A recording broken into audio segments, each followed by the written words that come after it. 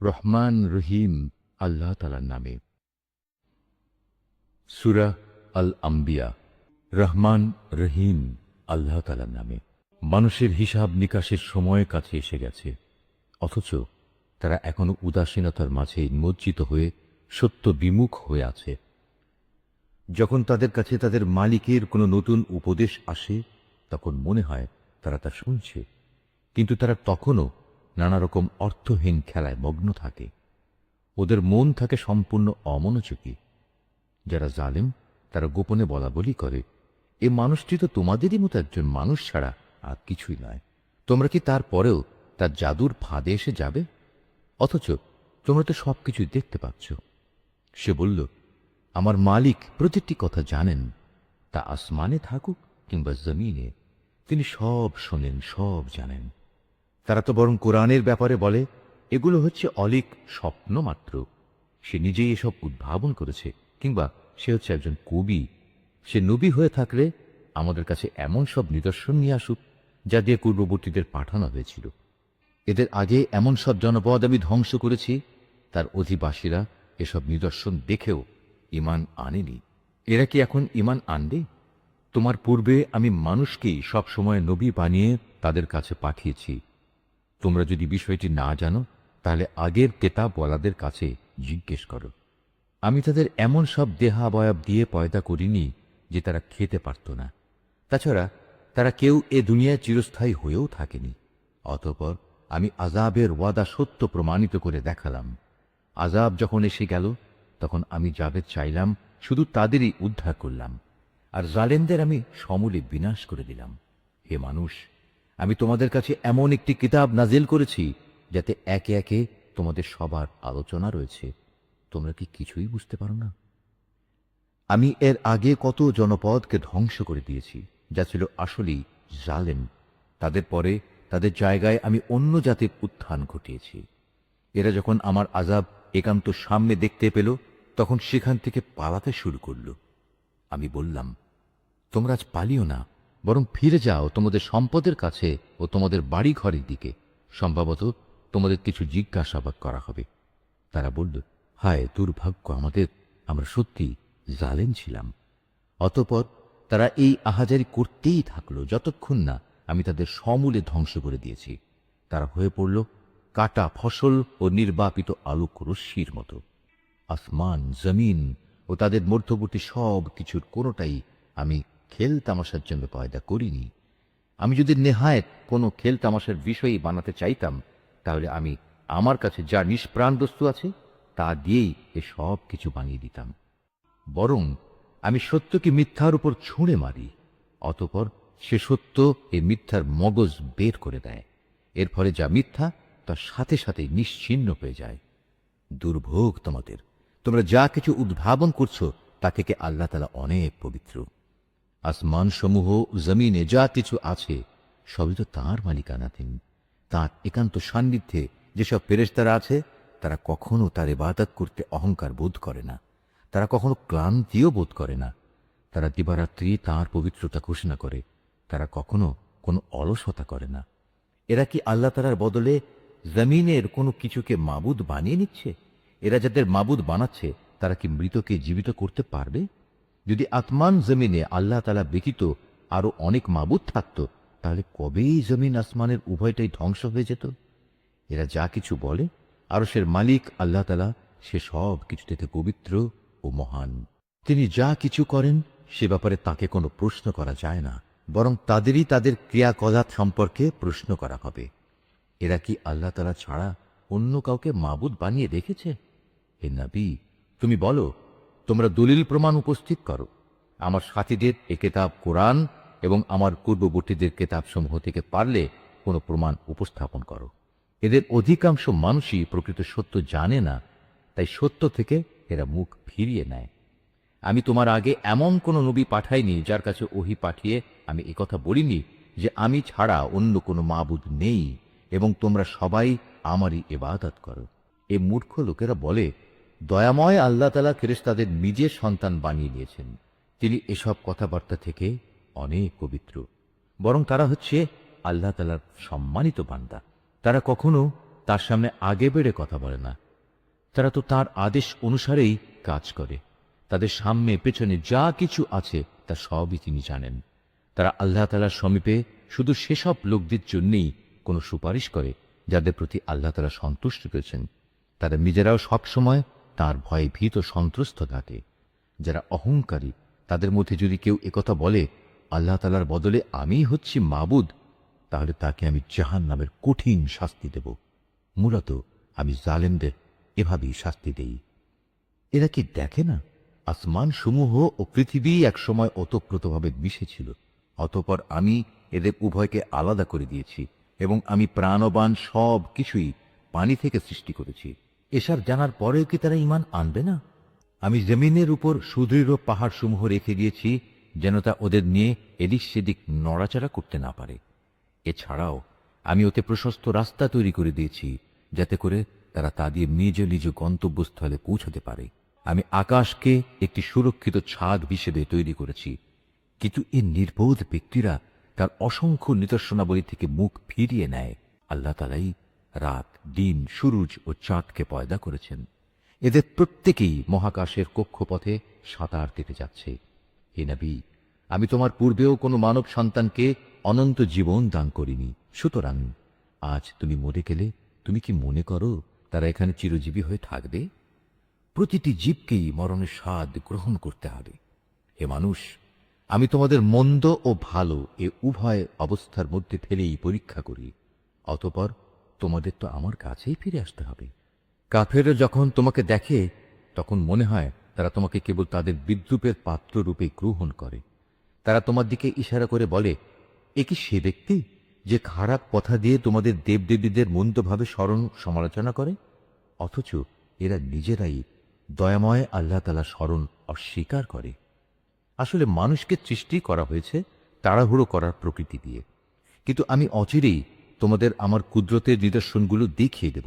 সুতরাং তোমরা আমার কাছে তাড়াহুড়ো কামনা করো না। তারা বলে, যদি তোমরা সত্যবাদী হও তাহলে বলো কিয়ামতের এই ওয়াদা কবে পূর্ণ হবে? কত ভালো হতো যদি এ কাফেররা সে ক্ষণটির কথা জানত যখন তারা তাদের সামনে ও তাদের পেছন থেকে আসা আগুন কিছুতেই প্রতিরোধ করতে পারবে না। সে সময় তাদের কোনো রকম সাহায্যও করা হবে না। মূলত কিয়ামত তাদের উপর আসবে হঠাৎ করে, এসেই তা তাদের হতবুদ্ধি করে দেবে। তখন তাকে তারা কোনো অবস্থায় প্রতিরোধ করতে পারবে না, আর না তাদের এজন্যে কোনো অবকাশ দেয়া হবে। হে নবী, তোমার আগেও অনেক রসুলকে এভাবে ঠাট্টা বিদ্রূপ করা হয়েছিল। পরে দেখা গেল তারা যা নিয়ে ঠাট্টা বিদ্রূপ করেছিল তাই তাদের পরিবেষ্টন করে নিয়েছে। হে নবী, তুমি যদি জিজ্ঞেস করো কে তোমাদের দয়াময় আল্লাহ তাআলার আযাব থেকে রক্ষা করবে, তা রাতের বেলায় আসুক কিংবা দিনের বেলায় আসুক, কিন্তু সে কথা না ভেবেই এরা নিজেদের মালিকের স্মরণ থেকে মুখ ফিরিয়ে রেখেছে। তবে কি তাদের আরো কোনো মাবুদ আছে যারা আমার আযাব থেকে তাদের বাঁচাতে পারবে? তারা তো নিজেদেরই কোনো সাহায্য করতে পারবে না, না তারা আমার কাছ থেকে সেখানে কোনো সাহায্যকারী পাবে। মূলত আমি এদের এবং এদের পিতৃপুরুষদের যাবতীয় ভোগ সম্ভার দান করে যাচ্ছিলাম, এবং এভাবে এদের ওপর দিয়ে সমৃদ্ধির এক দীর্ঘ সময় অতিবাহিত হয়ে গেছে। এখন কি তারা দেখতে পাচ্ছে না আমি জমিনকে চারিদিক থেকে তাদের ওপর সংকুচিত করে আনছি? তারপরেও কি তারা বিজয়ী হবে বলে আশা করে? হে নবী, তুমি বলো, আমি তো শুধু ওহী দিয়ে তোমাদের জাহান্নামের ভয় দেখাই, কিন্তু এরা হচ্ছে বধির, তাই এদের সতর্ক করা হলেও এরা সে সতর্কবাণী শুনতে পায় না। অথচ তোমার মালিকের আযাবের সামান্য কিছু অংশ যদি এদের স্পর্শ করে তখন এরা বলে উঠবে, হায় দুর্ভাগ্য আমাদের, আমরা সত্যি জালিম ছিলাম। কিয়ামতের দিন আমি ন্যায় বিচারের জন্য একটি মানদণ্ড স্থাপন করব। অতঃপর সেদিন কারো কোনো মানব সন্তানের উপরই কোন রকম জুলুম হবে না। যদি একটি শস্য দানা পরিমাণ কোনো আমলও তা কোথাও লুকিয়ে থাকে, হিসাবের পাল্লায় তা আমি যথার্থই এনে হাজির করব। হিসাব নেয়ার জন্যে আমিই যথেষ্ট। অবশ্য আমি মুসা ও হারুনকে ন্যায় অন্যায়ের ফয়সালাকারী একটি গ্রন্থ দিয়েছিলাম। পরহেজগার লোকদের জন্য দিয়েছিলাম আধারে চলার আলো ও জীবনে চলার উপদেশ। এটা তাদের জন্য যারা আল্লাহ তাআলাকে না দেখেও ভয় করে এবং তারা কিয়ামত সম্পর্কে ভীত সন্ত্রস্ত থাকে। আর এ হচ্ছে বরকতপূর্ণ উপদেশ। এ কোরআন আমিই নাজিল করেছি। তোমরা কি এর অস্বীকারী হতে চাও? আমি আগে ইব্রাহিমকে ভালো মন্দ বিচারের জ্ঞান দান করেছিলাম এবং আমি সে সম্পর্কে সম্যক অবগত ছিলাম। যখন সে তার পিতা ও তার জাতির লোকদের বলল, এই নিষ্প্রাণ মূর্তিগুলো আসলে কি, যার ইবাদতের জন্য তোমরা শক্ত হয়ে বসে আছো? তারা বলল, আমরা আমাদের পিতৃপুরুষদের এগুলোর ইবাদত করতে দেখেছি, এর চাইতে বেশি কিছু আমরা জানি না।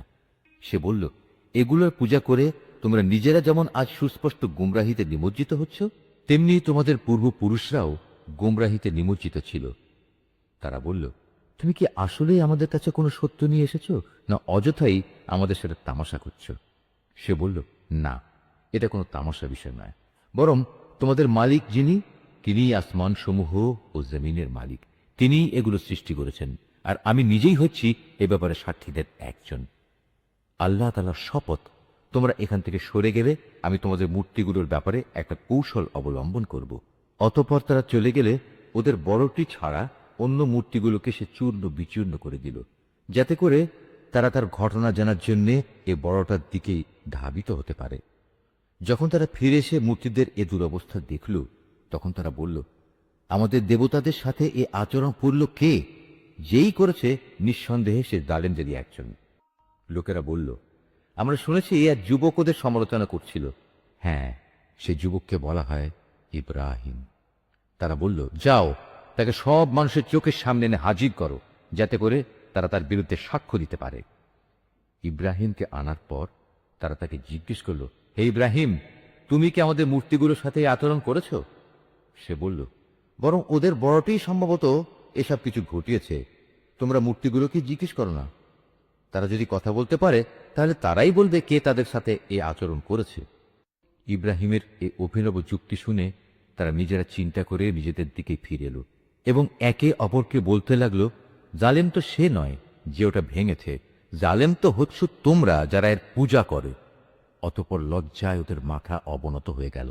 ওরা বলল, হে ইব্রাহিম, তুমি তো ভালো করে জানো এরা কথা বলতে পারে না। সে বলল, তাহলে তোমরা কেন আল্লাহ তাআলাকে বাদ দিয়ে এমন কিছুর পূজা করো যারা তোমাদের কোনো উপকারও করতে পারে না, তোমাদের কোনো অপকারও করতে পারে না? ঠিক তোমাদের জন্য, এবং আল্লাহ তাআলাকে বাদ দিয়ে তোমরা যাদের পূজা করো তাদের জন্য। তোমরা কি এদের এ অক্ষমতাটুকু বুঝতে পারছো না? এ সময় রাজার লোকেরা বলল, একে আগুনে পুড়িয়ে দাও। যদি তোমরা কিছু করতেই চাও, তাহলে আগে গিয়ে তোমাদের মূর্তিগুলোর প্রতিশোধ গ্রহণ করো। অপরদিকে আমি আগুনকে বললাম, হে আগুন, তুমি ইব্রাহিমের জন্য শীতল ও শান্ত হয়ে যাও। ওরা তার বিরুদ্ধে একটা ফন্দি আঁকতে চাইল, আর আমি তাদের উল্টো ক্ষতিগ্রস্ত ও ব্যর্থ করে দিলাম। অতঃপর আমি তাকে এবং আমার নবী লূতকে উদ্ধার করে এমন এক দেশে নিয়ে গেলাম যেখানে আমি দুনিয়াবাসীর জন্য অনেক কল্যাণ রেখেছি। অতঃপর আমি ইব্রাহিমকে তার ছেলে হিসাবে ইসহাক দান করলাম, তারপর আরও দান করলাম পুত্র হিসেবে ইয়াকুব। এদের সবাইকেই আমি ভালো মানুষ বানিয়েছিলাম। আমি তাদের দুনিয়ার মানুষদের নেতা বানিয়েছিলাম। তারা আমার নির্দেশ অনুসারে মানুষকে সুপথ দেখাতো, নেক কাজ করা, নামাজ প্রতিষ্ঠা করা ও যাকাত দেওয়ার জন্য আমি তাদের কাছে ওহী পাঠিয়েছি। তারা সর্বত্রই আমার আনুগত্য করত।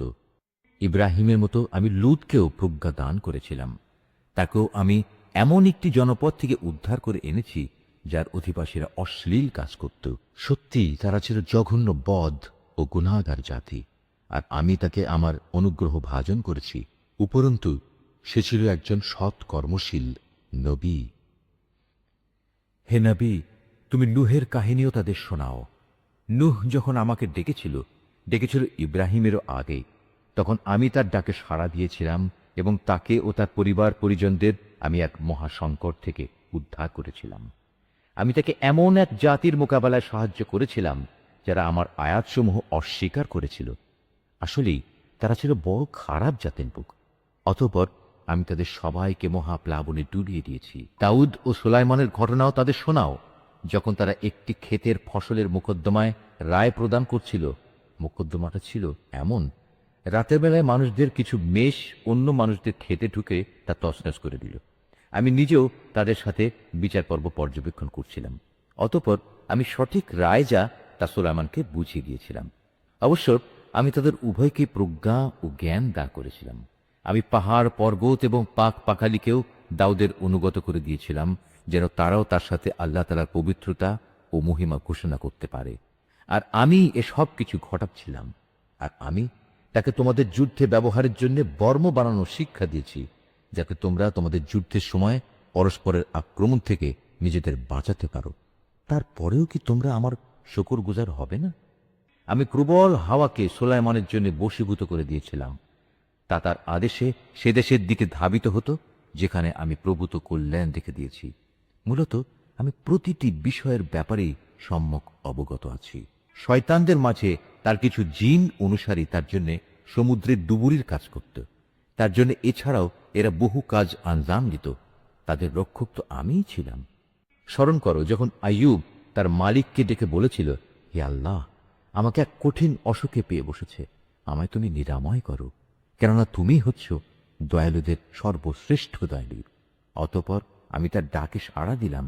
তার যে কষ্ট ছিল তা আমি দূর করে দিলাম। তাকে যে শুধু তার পরিবার পরিজনই ফিরিয়ে দিলাম তা নয়, বরং তাদের সবাইকে আমার কাছ থেকে বিশেষ দয়া এবং আমার বান্দাদের জন্য উপদেশ হিসেবে আরো সমপরিমাণ অনুগ্রহ দান করলাম। আরো স্মরণ করো ইসমাইল, ইদ্রিস ও জুলকিফুলের কথা। এরা সবাই আমার ধৈর্যশীল বান্দাদের অন্তর্ভুক্ত।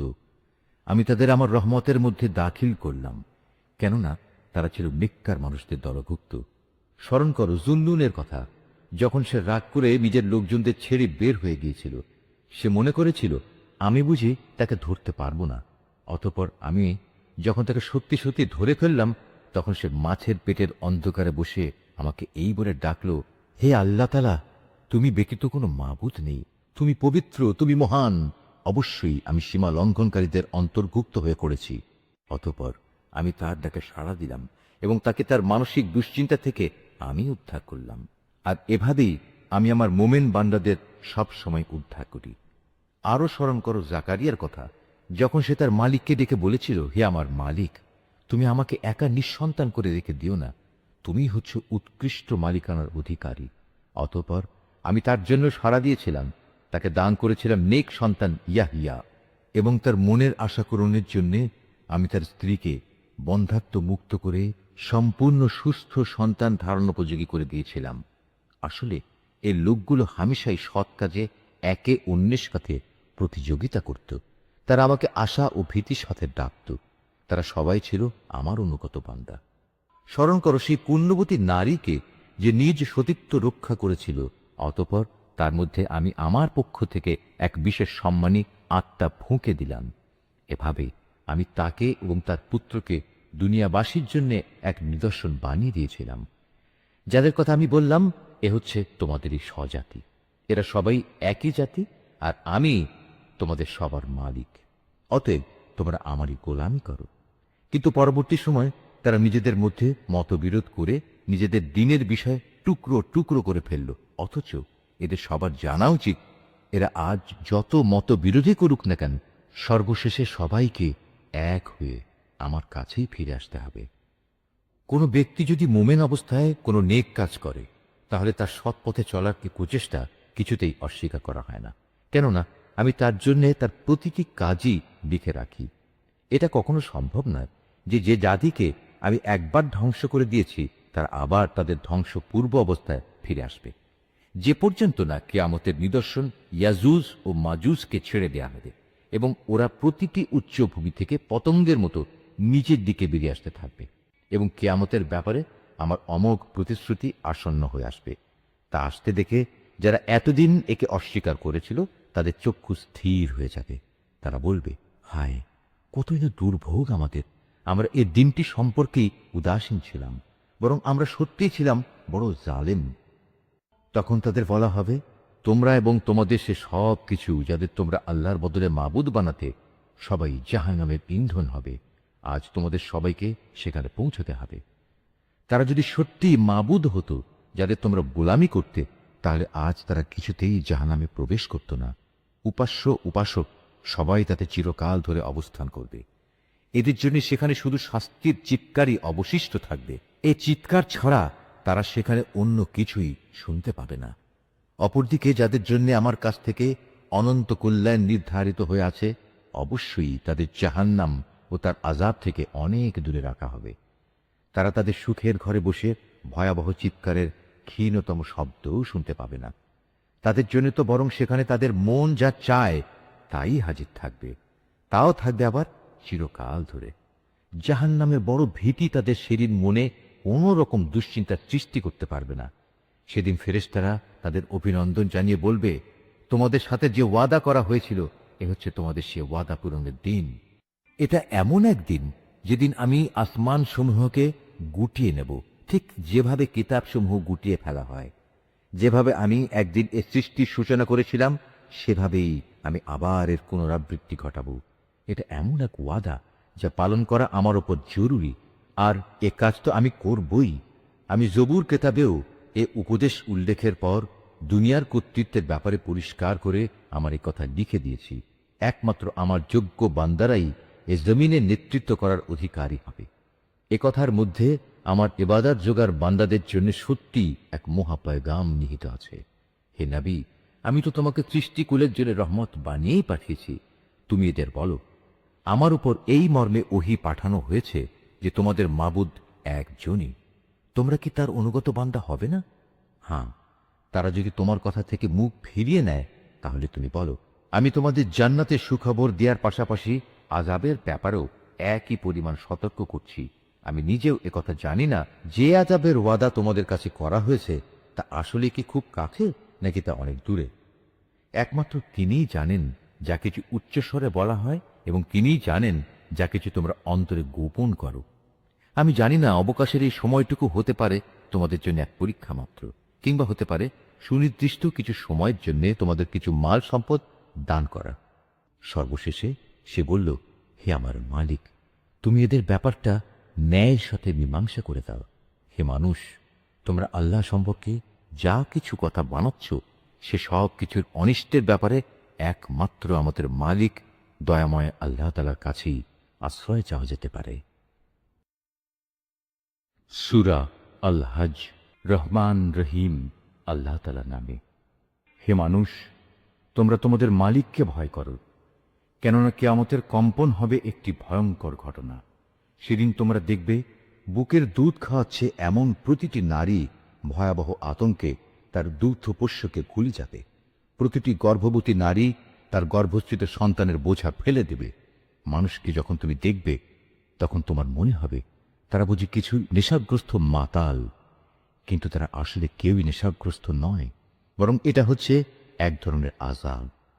আল্লাহ তাআলার আযাব অত্যন্ত ভয়াবহ। মানুষের মধ্যে কিছু মূর্খ লোক আছে যারা না জেনে না বুঝে আল্লাহ তাআলার শক্তি ক্ষমতা সম্পর্কে তর্ক বিতর্ক করে, এবং সে প্রতিটি বিদ্রোহী শয়তানের আনুগত্য করে। অথচ তার উপর আল্লাহ তাআলার এ ফয়সালা তো হয়েই আছে যে যে কেউ তাকে বন্ধু হিসেবে গ্রহণ করবে সে নির্ঘাত গোমরাহ হয়ে যাবে, আর এ গোমরাহি তাকে জাহান্নামের প্রজ্বলিত আগুনের শাস্তির দিকে নিয়ে যাবে। হে মানুষ, পুনরুত্থান দিবস সম্পর্কে যদি তোমাদের মনে কোনো সন্দেহ থাকে তাহলে তোমরা আমার সৃষ্টি প্রক্রিয়া ভেবে দেখো। আমি তোমাদের প্রথমত মাটি থেকে, অতঃপর শুক্র থেকে, অতঃপর রক্তপিণ্ড থেকে, তারপর মাংসপিণ্ড থেকে পয়দা করেছি, যা আকৃতি বিশিষ্ট হয়ে সন্তানে পরিণত হয়েছে, কিংবা আকৃতি বিশিষ্ট না হয়ে নষ্ট হয়ে গেছে, যেন আমি তোমাদের কাছে আমার সৃষ্টি কৌশল প্রকাশ করে দিতে পারি। অতঃপর আরো লক্ষ্য করো, আমি শুক্র বিন্দু সমূহের মাঝে যাকে পূর্ণ মানুষ বানাতে চাই তাকে জরাইতে একটি সুনির্দিষ্ট সময় পর্যন্ত অবস্থান করাই। অতঃপর আমি তোমাদের একটি শিশু হিসেবে সেখান থেকে বের করে আনি। অতঃপর তোমরা তোমাদের পূর্ণ যৌবনে পদার্পণ করো। তোমাদের মধ্যে কেউ বয়ঃপ্রাপ্তির আগেই মরে যায়, আবার তোমাদের অকর্মণ্য বৃদ্ধ বয়স পর্যন্ত পৌঁছে দেওয়া হয়, যেন অনেক কিছু জানার পরেও তার অবস্থা এমন হয় সে কিছুই বুঝিয়ে এখন আর জানে না। সৃষ্টি প্রক্রিয়ার আরেকটি দিক দেখো, শুষ্ক ভূমি। অতঃপর আমি যখন তার উপর আসমান থেকে পানি বর্ষণ করি তখন তা সরস ফলে ফুলে তাজা হয়ে ওঠে। অতঃপর তা সর্বপ্রকার নয়নাভিরাম উদ্ভিদ উদ্গত করে। এগুলো এজন্যই ঘটে, আল্লাহ তাআলা হচ্ছেন অমোঘ সত্য। তিনি মৃতকে জীবন দান করেন এবং সব কিছুর উপর তিনি একক ক্ষমতাবান। অবশ্যই কিয়ামত আসবে, তাতে বিন্দুমাত্র সন্দেহ নেই। যারা কবরে শুয়ে আছে আল্লাহ তাআলা অবশ্যই তাদের পুনরুত্থিত করবেন। তারপরেও মানুষদের মধ্যে এমন কিছু আছে যে ব্যক্তি কোন রকম জ্ঞান, পথনির্দেশ ও দীপ্তিমান কেতাব প্রদত্ত তথ্য ছাড়াই আল্লাহ তাআলার ব্যাপারে ধৃষ্টতাপূর্ণ বিতণ্ডা শুরু করে, যাতে মানুষদের আল্লাহর পথ থেকে গোমরাহ করে দিতে পারে। যে ব্যক্তি এমন করে তার জন্য দুনিয়াতে রয়েছে লাঞ্ছনা ও অপমান। শুধু তাই নয়, কিয়ামতের দিন আমি তাকে জাহান্নামের আগুনের কঠিন শাস্তিও আস্বাদন করাবো। আমি তাকে বলবো, এ হচ্ছে তোমার সেই কর্মফল যা তোমার হাত দুটো আগেই এখানে পাঠিয়ে দিয়েছে। আর আল্লাহ তাআলা নিজ বান্দাদের প্রতি কখনো এত বড় জালেম নন। মানুষের মধ্যে এমন কিছু আছে যে ইমানের একান্ত প্রান্ত সীমার উপর থেকে আল্লাহ তাআলার ইবাদত করে। যদি এতে তার কোনো পার্থিব উপকার হয় তাহলে সে ইমানের ব্যাপারে নিশ্চিত হয়ে যায়, কিন্তু যদি কোনো দুঃখ কষ্ট তাতে পেয়ে বসে তাহলে তার মুখ পুনরায় কুফরির দিকে ফিরে যায়। এভাবে সে দুনিয়াও হারায় এবং আখেরাতও হারায়। আর এটা হচ্ছে আসলেই এক সুস্পষ্ট ক্ষতি। এই নির্বোধ ব্যক্তিরা আল্লাহর বদলে এমন কিছুকে ডাকে যা তার কোনো অপকারও করতে পারে না, উপকারও করতে পারে না। এটা হচ্ছে এক চরমতম গোমরাহি। ওরা এমন কিছুকে ডাকে যার ক্ষতি তার উপকারের চেয়ে বেশি নিকটতর। কত নিকৃষ্ট এদের অভিভাবক, কত নিকৃষ্ট সে অভিভাবকের সহচর। পক্ষান্তরে যারা আল্লাহ তাআলার উপর ঈমান আনে এবং নেক কাজ করে, আল্লাহ তাআলা তাদের এমন এক জান্নাতে প্রবেশ করাবেন যার পাদদেশে সুপ্রিয় ঝর্ণাধারা প্রবাহিত হবে। অবশ্যই আল্লাহ তাআলা যা চান তাই করেন। যদি কেউ মনে করে আল্লাহ তাআলা যাকে নবুয়ত দিয়েছেন তাকে দুনিয়া ও আখেরাতে কোনো সাহায্যই করবেন না, তাহলে নিজের পরিতৃপ্তির জন্য সে যেন আসমান পর্যন্ত একটি রশি ঝুলিয়ে নেয়, অতঃপর আসমানে গিয়ে যেন ওহী আগমনের ধারা কেটে দিয়ে আসে। তারপর নিজেই যেন দেখে নেয় যে জিনিসের প্রতি তার এত আক্রোশ, তার এই কৌশল তা দূর করতে পারে কিনা। এভাবেই সুস্পষ্ট নিদর্শনের মাধ্যমে আমি কোরআনটা নাজিল করেছি। আল্লাহ তাআলা যাকে চান সঠিক পথের হেদায়েত দান করেন। যারা আল্লাহর উপর ঈমান এনেছে, যারা ইহুদি হয়ে গেছে, যারা ছিল সাবী, যারা খ্রিস্টান ও অগ্নিপূজক, সর্বোপরি যারা আল্লাহর সাথে শিরক করেছে, কিয়ামতের দিন আল্লাহ তাআলা এদের সবার জান্নাত ও দোজখের ফয়সালা করে দেবেন। অবশ্যই আল্লাহ তাআলা প্রত্যেক বস্তুই পর্যবেক্ষণ করছেন। তুমি কি এ বিষয়টির প্রতি লক্ষ্য করনি? যত সৃষ্টি আসমান সমূহে আছে, যত আছে জমিনে, সব কিছুই আল্লাহ তাআলাকে সাজদা করছে। সাজদা করছে সূর্য, চন্দ্র, তারকারাজি, পর্বতসমূহ, বৃক্ষলতার, জমিনের উপর বিচরণশীল সব জীব জন্তু। সর্বোপরি মানুষের মধ্যেও অনেকে তাকে শ্রদ্ধা করছে। এ মানুষদের অনেকের উপর নাফরমানির কারণে আল্লাহর আযাব অবধারিত হয়ে আছে। আসলে আল্লাহ তাআলা যাকে অপমানিত করেন তাকে সম্মান দেওয়ার কেউই থাকবে না। অবশ্যই আল্লাহ তাআলা তাই করেন যা তিনি এরাদা করেন। এ হচ্ছে বিপরীতমুখী দুটো দল যারা নিজেদের মালিকের ব্যাপারে একে অন্যের সাথে বিতর্ক করল। অতঃপর এদের মধ্যে যারা আল্লাহ তাআলাকে অস্বীকার করে তাদের পরিধান করানোর জন্য আগুনের পোশাক কেটে রাখা হয়েছে। শুধু তাই নয়, তাদের মাথার উপর সেদিন প্রচন্ড গরম পানি ঢেলে দেয়া হবে। তার ফলে যা কিছু তাদের পেটের ভেতর আছে তা সব এবং চামড়াগুলো গলে যাবে। তাদের শাস্তির জন্য সেখানে আরো থাকবে বড় বড় লোহার গদা। যখনই তারা দোজখের তীব্র যন্ত্রণায় অস্থির হয়ে তা থেকে বেরিয়ে আসতে চাইবে, তখনই তাকে পুনরায় ধাক্কা দিয়ে তাতে ঠেলে দেয়া হবে। বলা হবে, জ্বলনের প্রচন্ড যন্ত্রণা আজ তোমরা আস্বাদন করো। এরা ছিল বিতর্কের প্রথম দল যারা আল্লাহ তাআলাকে অস্বীকার করেছে। বিতর্কের দ্বিতীয় দল যারা আল্লাহ তাআলার উপর ঈমান এনেছে এবং নেক কাজ করেছে, আল্লাহ তাআলা অবশ্যই তাদের এমন এক জান্নাতে প্রবেশ করাবেন যার তলদেশে অমিয় ঝর্ণাধারা প্রবাহমান থাকবে, যেখানে তাদের সোনার কাঁকন ও মুক্তা দিয়ে বানানো মালা তারা অলঙ্কৃত করা হবে। উপরন্তু সেখানে তাদের পোশাক হবে রেশম। এসব পুরস্কার তাদের এ কারণেই দেয়া হবে যে দুনিয়ায় তাদের ভালো কথার দিকে হেদায়েত করা হয়েছিল এবং মহাপ্রশংসিত আল্লাহ তাআলার পথ তাদের দেখানো হয়েছিল এবং তারা যথাযথ তা মেনেও নিয়েছিল। যারা নিজেরা কুফরি করে এবং অন্যদেরও আল্লাহর পথে চলতে বাধা দেয় মানুষদের মসজিদুল হারামের তাওয়াফ ও জিয়ারত থেকে, যাকে আমি স্থানীয় অস্থানীয় নির্বিশেষে সব মানুষের জন্য একই রকম মর্যাদার স্থান বানিয়েছি, এমন লোকদের মনে রাখতে হবে যারা তাতে হারাম শরীফে ইচ্ছাপূর্বক দ্বীন বিরোধী কাজ করবে। আমিও তাদের সবাইকে কঠিন আযাব আস্বাদন করাবো। হে নবী, স্মরণ করো যখন আমি ইব্রাহিমকে এ কাবা ঘর নির্মাণের জন্য স্থান ঠিক করে দিয়েছিলাম, তখন তাকে আদেশ দিয়েছিলাম, আমার সাথে অন্য কাউকে শরীক করো না। আমার এ ঘরকে তাদের জন্য পবিত্র রেখো, যারা এর তাওয়াফ করবে, যারা এখানে নামাজের জন্য দাঁড়াবে, রুকু করবে, সাজদা করবে।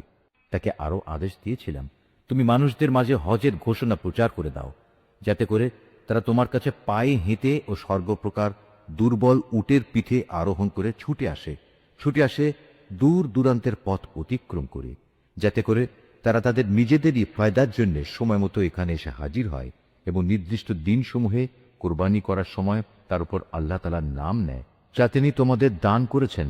অতঃপর কোরবানির এ গোশত থেকে কিছু তোমরা নিজেরা খাবে, দুস্থ এবং অভাবগ্রস্তদেরও তার কিছু অংশ দিয়ে আহার করাবে। অতঃপর তারা যেন এখানে এসে তাদের যাবতীয় ময়লা কালিমা দূর করে, নিজেদের মানতসমূহ পুরা করে, বিশেষ করে এ প্রাচীন ঘরটির তাওয়াফ করে। এ হচ্ছে কাবা ঘর বানানোর উদ্দেশ্য। যে কেউই আল্লাহ তাআলার নির্ধারিত পবিত্র অনুষ্ঠান মানার সম্মান করে, এটা তার জন্য তার মালিকের কাছে একটি উত্তম কাজ বলে বিবেচিত হবে। একথা মনে রেখো, সেসব জন্তু ছাড়া যাদের কথা কোরআনে উল্লেখ করা হয়েছে, অন্য সব চতুষ্পদ জন্তুই তোমাদের জন্য হালাল করা হয়েছে। অতএব তোমরা এখন মূর্তি পূজার অপবিত্রতা থেকে বেঁচে থেকো এবং বেঁচে থেকো সব ধরনের মিথ্যা কথা থেকে। আল্লাহ তাআলার প্রতি নিষ্ঠাবান হও, তার সাথে কাউকে শরিক করো না। আর যে ব্যক্তি আল্লাহ তাআলার সাথে অন্য কাউকে শরিক করে, তার অবস্থা হচ্ছে সে যেন আসমান থেকে ছিটকে পড়ল, অতঃপর মাঝ পথেই কোনো পাখি যেন তাকে ছোঁ মেরে নিয়ে যান, কিংবা আসমান থেকে জমিনে পড়ার আগেই বাতাস তাকে উড়িয়ে নিয়ে দূরের কোনো অজ্ঞাতনামা স্থানে ফেলে দিল, যেখানে কিছুই সে দেখতে পেল না। এ তো মুশরিকদের পরিণাম। অপরদিকে কেউ আল্লাহ তাআলার নিদর্শন সমূহকে সম্মান করল, তা তার অন্তরের পরহেজগারির মধ্যেই শামিল হবে। হে মানুষ, এসব পশু থেকে তোমাদের জন্য এক নির্দিষ্টকাল পর্যন্ত নানাবিধ উপকার গ্রহণ করার ব্যবস্থা রয়েছে।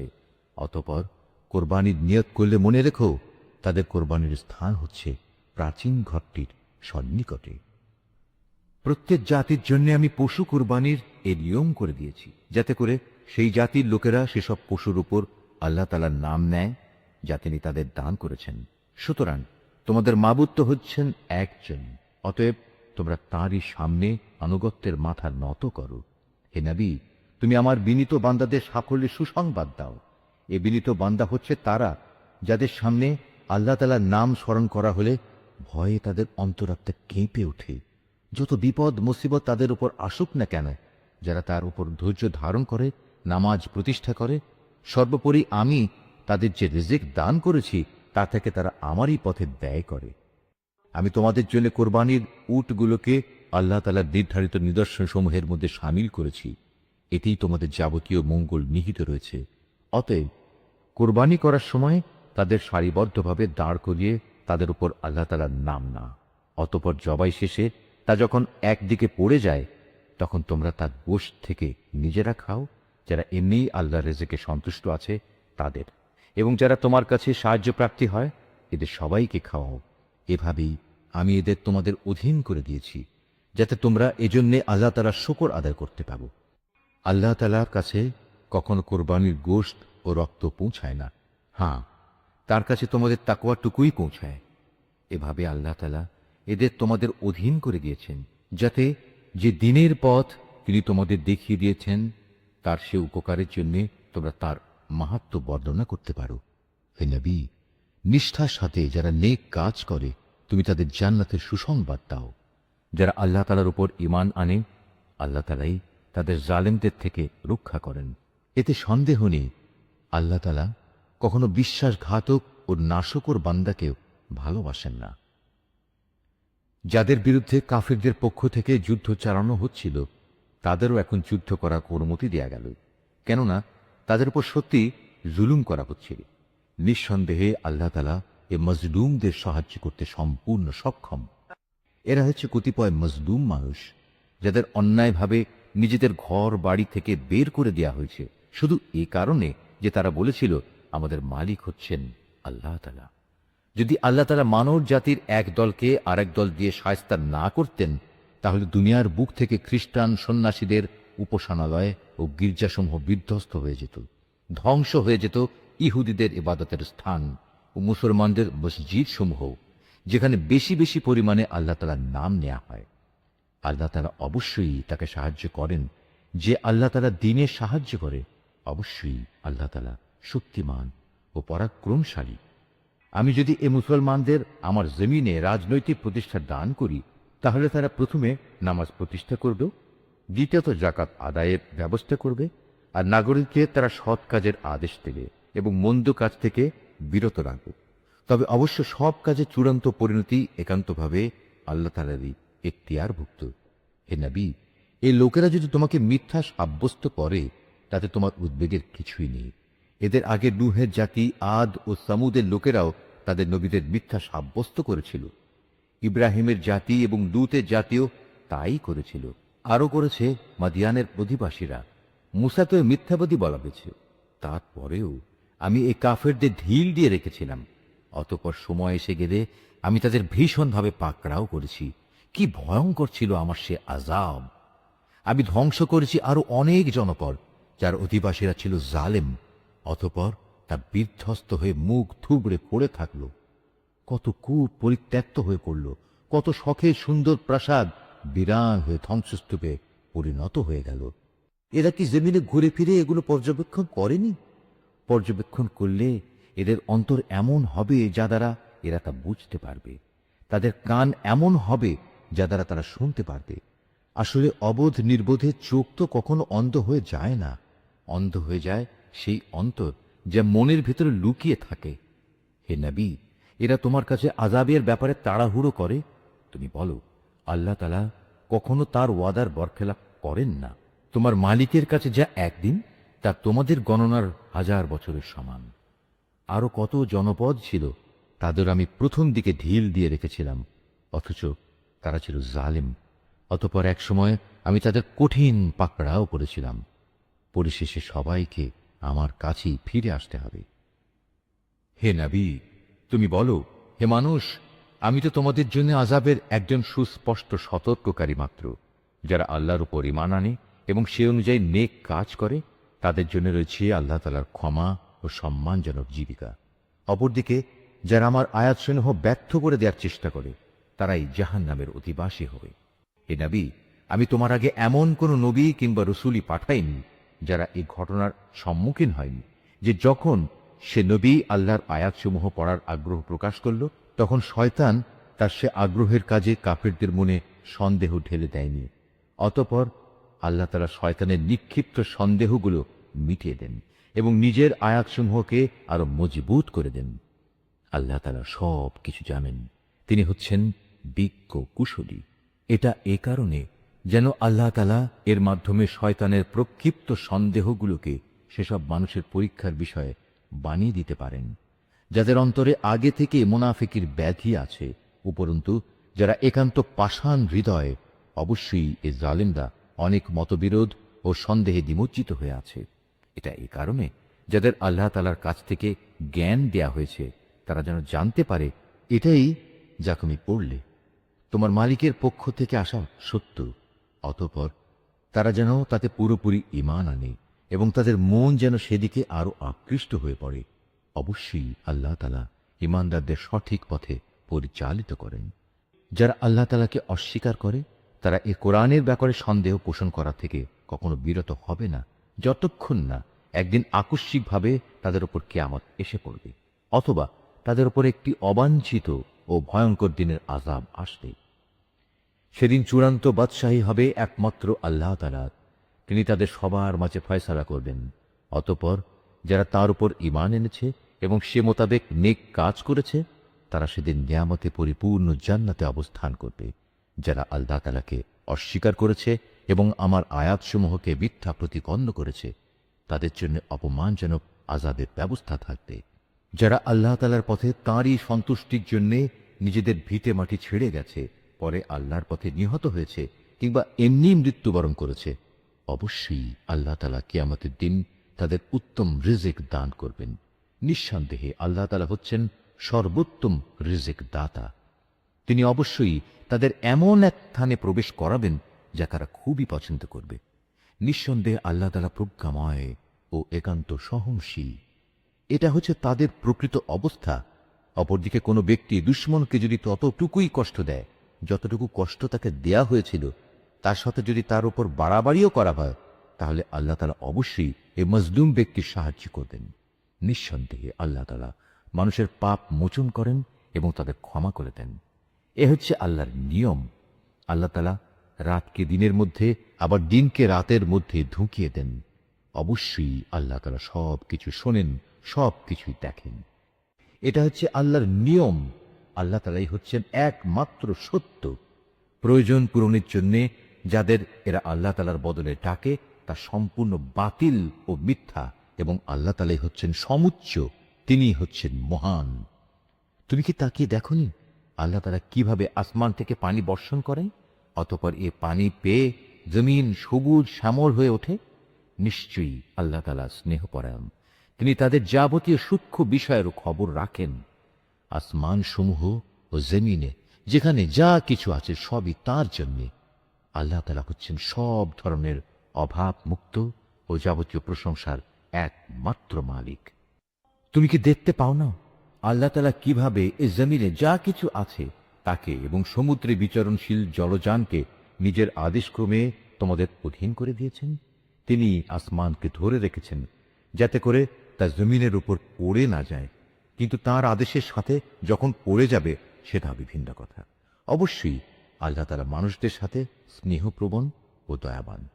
তিনি তোমাদের জীবন দান করেছেন, অতঃপর তিনি তোমাদের মৃত্যু দেবেন, পুনরায় তিনি তোমাদের জীবন দান করবেন। মানুষ আসলেই অতিমাত্রায় অকৃতজ্ঞ, তারা সবাই ভুলে যায়। প্রত্যেক জাতির জন্যই আমি ইবাদতের কিছু আচার অনুষ্ঠান ঠিক করে দিয়েছি যা তারা পালন করে। অতএব এ ব্যাপারে তারা যেন অবশ্যই তোমার সাথে কোনো তর্ক না করে। মাসদের তুমি তোমার মালিকের দিকে ডাকতে থাকো, অবশ্যই তুমি সঠিক পথের উপর রয়েছ। তারপরেও তারা যদি তোমার সাথে বাক বিতণ্ডা করে, তাহলে তুমি বলে দাও, তোমরা আমার সাথে যা কিছু করছো আল্লাহ তাআলা তা ভালো করেই জানেন। তোমরা যেসব বিষয় নিয়ে নিজেদের মধ্যে মতবিরোধ করছো, কিয়ামতের দিন আল্লাহ তাআলা তোমাদের মধ্যকার সেসব বিষয়ের চূড়ান্ত ফয়সালা করে দেবেন।